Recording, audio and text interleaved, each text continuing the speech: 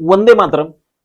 विद्यार्थी मित्रांनो, ज्या वेळेस उदाहरणामध्ये चल वापरलेला असेल किंवा व्हेरिएबल वापरलेला असेल त्यावेळेस आपण सहजपणे असं म्हणतो की हा +9 बरोबर चिन्हाच्या पलीकडे गेला की -9 होईल, हा -7 बरोबर चिन्हाच्या पलीकडे गेला की -7 होईल. मग असं का होतं? अधिकचं वजा का होतं किंवा गुणिलेचं भागिले का होतं हे आपण आज पाहणार आहोत. तर लक्षात घ्या, ज्या वेळेस या ठिकाणी x + 9 बरोबर 14 आणि मला x ची व्हॅल्यू कॅल्क्युलेट करायची आहे, x ची किंमत काढायची आहे, ज्या पदाची किंमत काढायची आहे त्याला एकट्यालाच एका बाजूला ठेवावं लागेल. x ला एकट्यालाच एका बाजूला ठेवावं लागेल.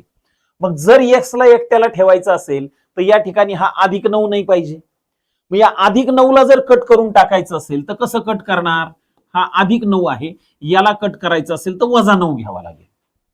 मध्ये बरोबरचं चिन्ह आहे, इक्वेशन आपल्याला नेहमी बॅलन्स ठेवावं लागेल. जर या ठिकाणी -9 घेतला असेल तर याही ठिकाणी -9 घ्यावा लागेल, कारण मध्ये बरोबरचं चिन्ह आहे, दोन्ही बाजूला समान क्रिया करावी लागेल. बरोबर.